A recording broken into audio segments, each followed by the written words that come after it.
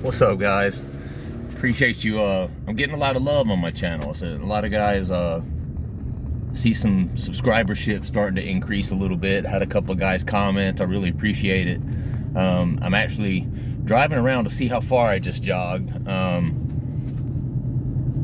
Want to remind you, if you were coming off of Kratom, whether it's tapering, cold turkey, whatever, exercise is a really important component to that. It helps increase your mood, and it also helps to flush any toxins that you may have accumulated via Kratom or otherwise.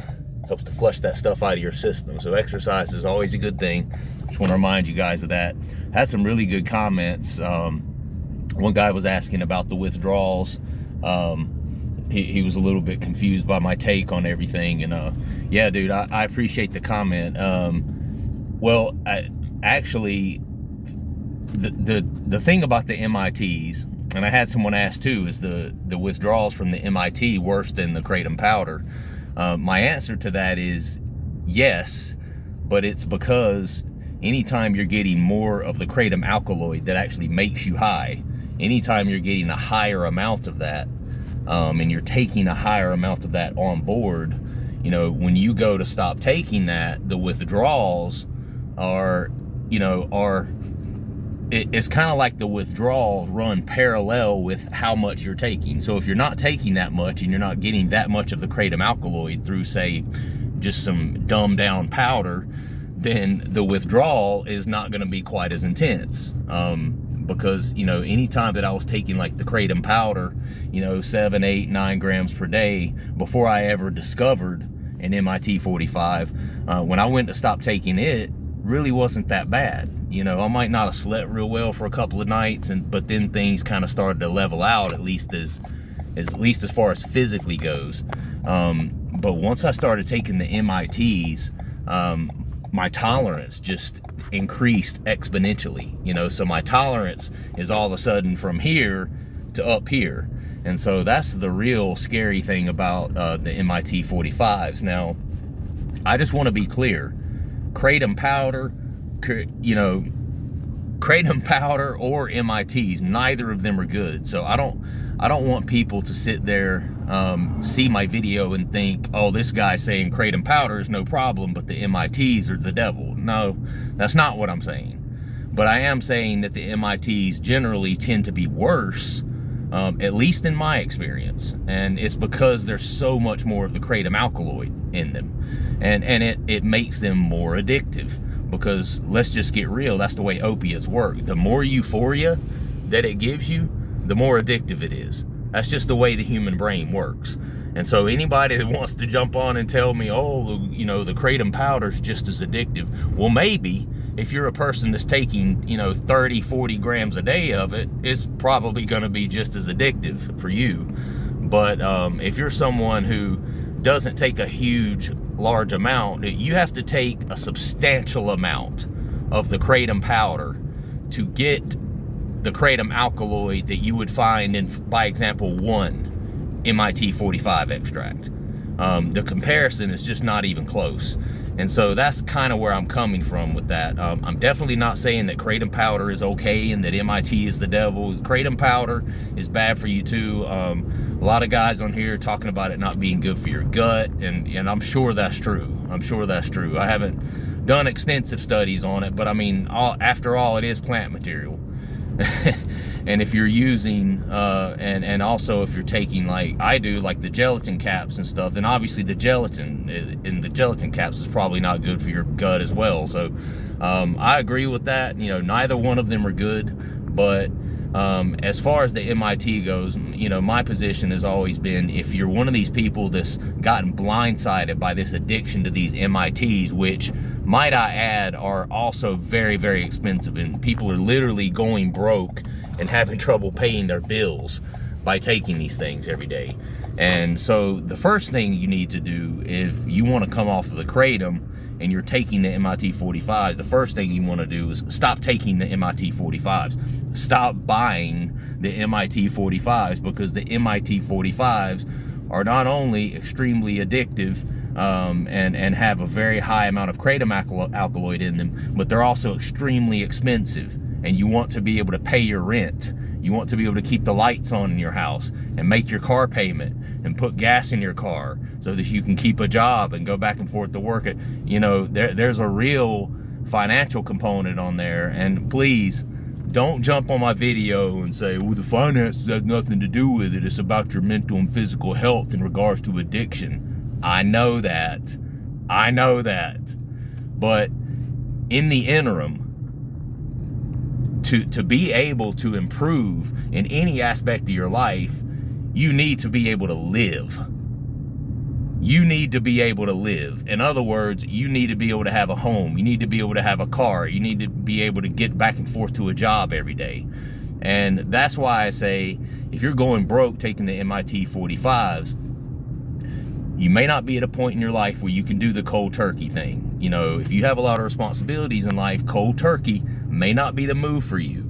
If you don't have, and I've talked about this in my other videos relentlessly, if you don't have a lot of responsibilities, or if you're one of those people who can just clench your feet to the floor, strap in, and you can take it for a week, 2 weeks, you know, the pause, the post-acute withdrawals, if you can take that and you're one of those people that's just strong like that, then, and you can still maintain your day-to-day responsibilities, I not only have a ton of respect for you, but I encourage you to do that.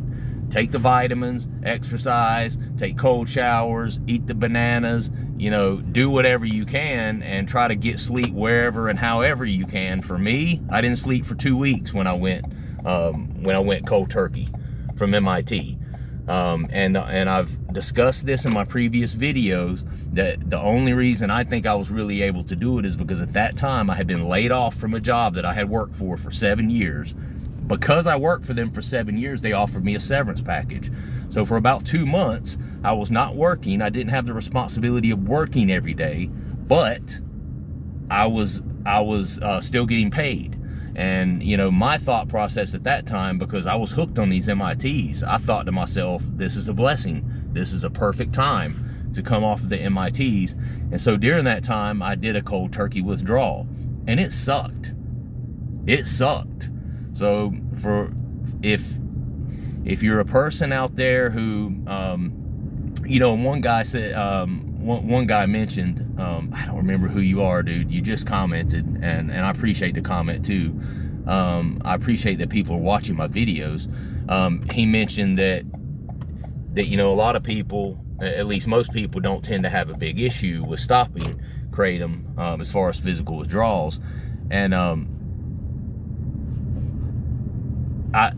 I guess that is all about perspective, and what I mean by that is you may be right, but it also could be that the few people that you've known or heard talk about it, maybe they weren't taking that much. You know, maybe they weren't taking like a really high amount of Kratom, because at least from my experience, anytime I've gotten to where I was taking a pretty high amount of Kratom, especially with like the Kratom extracts and stuff, the withdrawals were pretty intense, and there were some acute withdrawals after stopping taking that. And I've shared this before, you know, I didn't sleep for almost 2 weeks after coming off of that MIT the first time. This was a cold turkey. It was a cold turkey, but nonetheless, I didn't sleep for almost 2 weeks. So it is a real thing.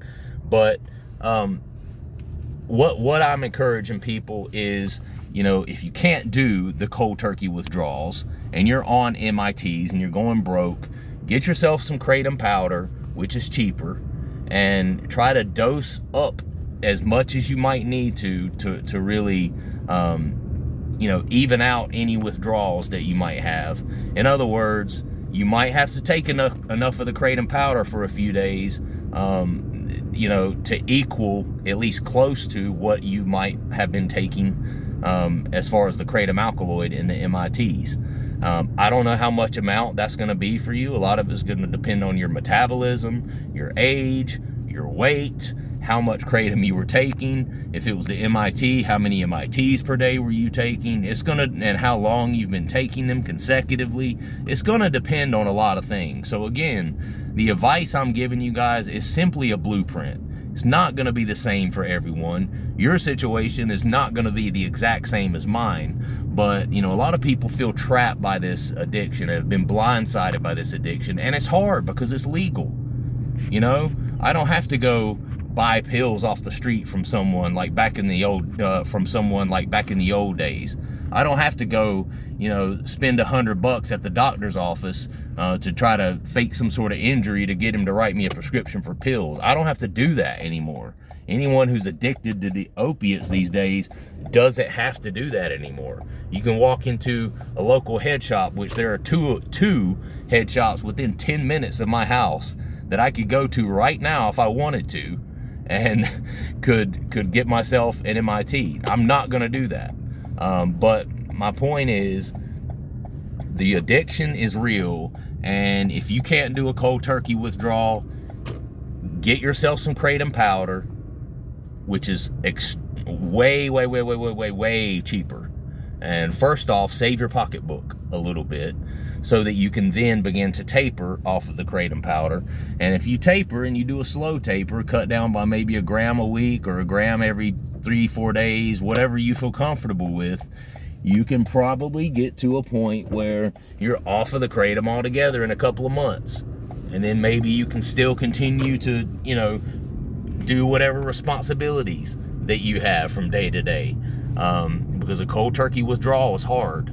But yeah, that's I appreciate your guys' comments, and that's what my video is all about. That's what my channel's all about.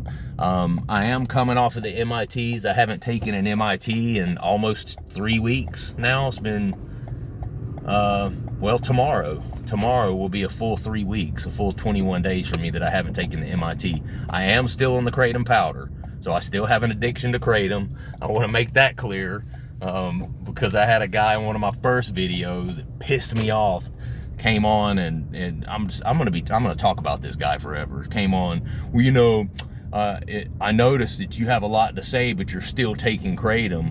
You know, whether you're on MITs or Kratom powder, you're still addicted to Kratom. A Kratom addiction equals Kratom addiction. I was like, okay, thank you. I know that. You're right. You're absolutely right. I wasn't saying otherwise. Let me be very clear.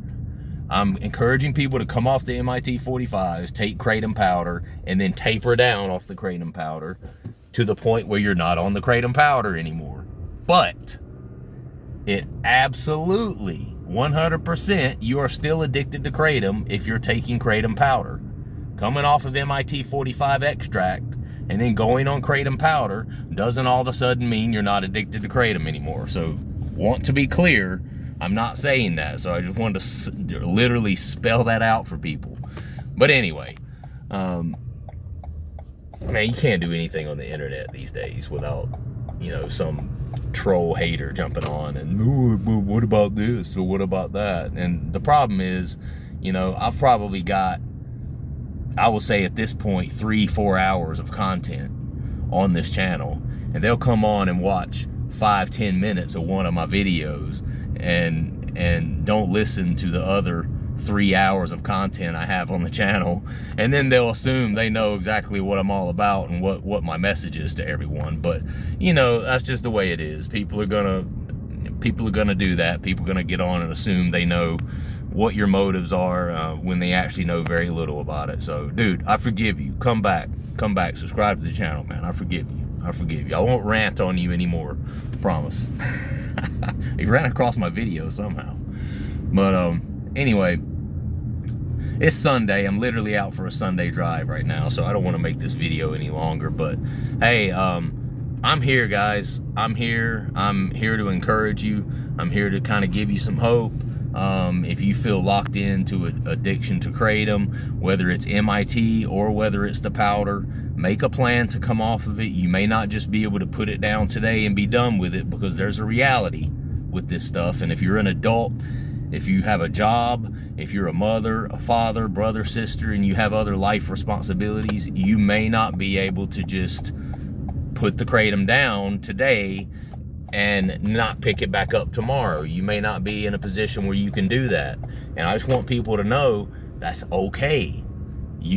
Your plan needs to be to ultimately come off of it, because you don't want to have to be dependent, physically dependent on anything in your life, as far as a substance like that. But it's okay to come off of the MIT 45s and supplement with some Kratom powder for a few weeks until you can get off of it altogether. And that is a way that you can avoid a lot of the post-acute withdrawals.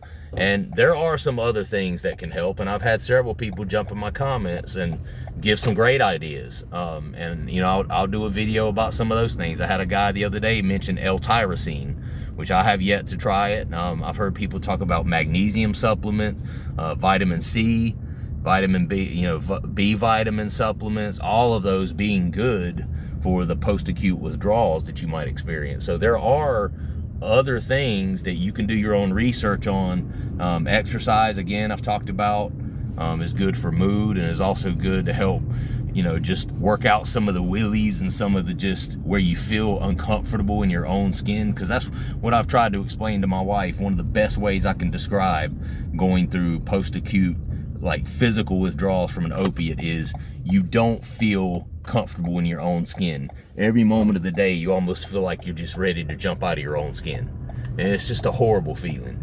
And it's almost like your skin is crawling 24 hours a day. It's a feeling that is really hard to describe, to be completely honest with you. But I appreciate you guys watching. I really do appreciate the support. If you know, and if you find some comfort and some encouragement, inspiration, and you know what you're seeing in my videos, and it's just helping you through a difficult time of your life, hey, talk about it. Leave a comment. Let me know your experiences.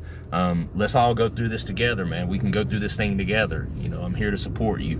And as a more experienced guy who's been through, you know, opiate withdrawals and stuff before, I'm hoping to help someone else and help encourage someone else to come off of it.